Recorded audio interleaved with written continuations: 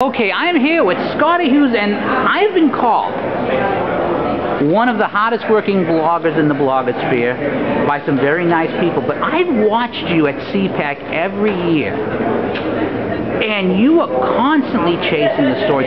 You have to be one of the hardest working people in media that I've ever seen, and I never see anyone talking about that. How do you manage to do, I mean, you do that hard work in heels. I bet they stilettos and that stuff. You know, it's not about the messenger, it's about the message. And because we have such a strong message right now, it compels that passion to keep going.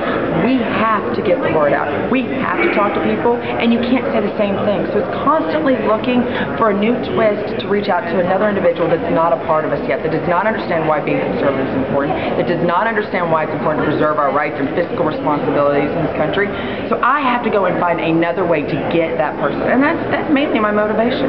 So you're talking about the same thing we were just discussing with the person first in line at CPAC today, is teaching conservatism. I've always argued that the argument for conservatism is an easy argument to make because it leads to a better life, and all of the previous generations understood this.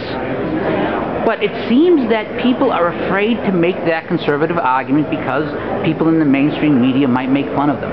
How short-sighted is this, or is it short-sighted? It's very short-sighted. And here's the problem. I'll say this, you know, there's good and bads of every movement. And the good and the bad of our movement is, the good is we have a lot of passion. The bad is we don't like to have individual passion. You look over at the Democrat side, and that's why you see a lot of these people that break out screaming, like we saw at the Supreme Court a couple of weeks ago, that are, you know, the ones that we see during the Republican debates that stand up and scream things. They are fine to stand up by themselves and scream their views and scream what they believe in. They're okay with that. They don't need to have somebody. We're a little bit more polite. We're polite, but not even that. We need to have confidence that there's somebody standing on my left shoulder and somebody standing on my right shoulder. We need to know safety in numbers because we are so brutally attacked. We don't want to be that sole person called out. And maybe that's why they have a little bit more confidence to be by themselves, because they know that it's probably the mainstream media is not going to call them out on it. We, though, we need to have people on both sides. Hence why you see the popularity of Chick-fil-A. You saw the popularity of Duck Dynasty. Those were huge, overwhelming movement numbers that made a difference, made a change. Why do we not do that every time then? Fine, if we know that our movement is a safety in numbers type movement, let's then get all those movements mobilized for every issue that comes up.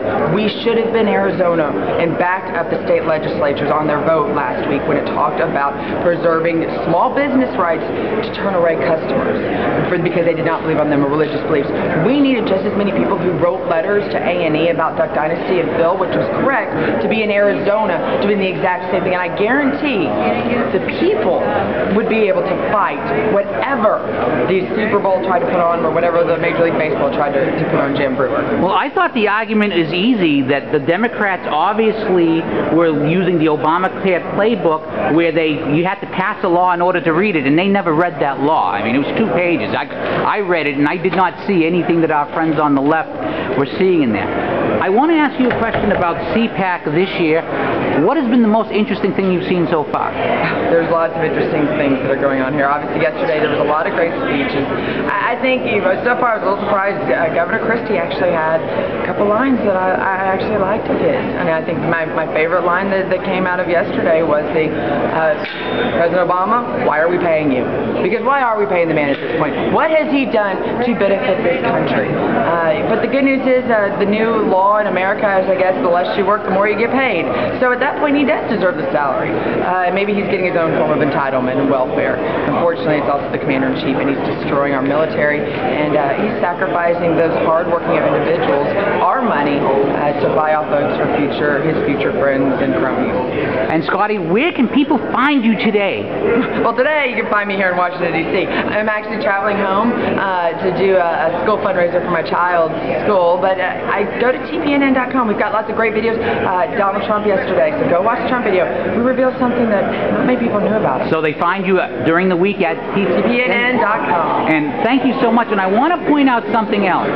You're very busy today, yet you seeked me out because you knew I'd asked for an interview, and you gave me some time. Well, that's not why I seeked you out. Well, there's the cannoli. There's the cannoli involved, but more importantly, I gave you my word yesterday, and that's the difference between our side and their side. When we give you our word, it means what, and that is the argument for conservatism in a nutshell. Thank you so much, Scottie.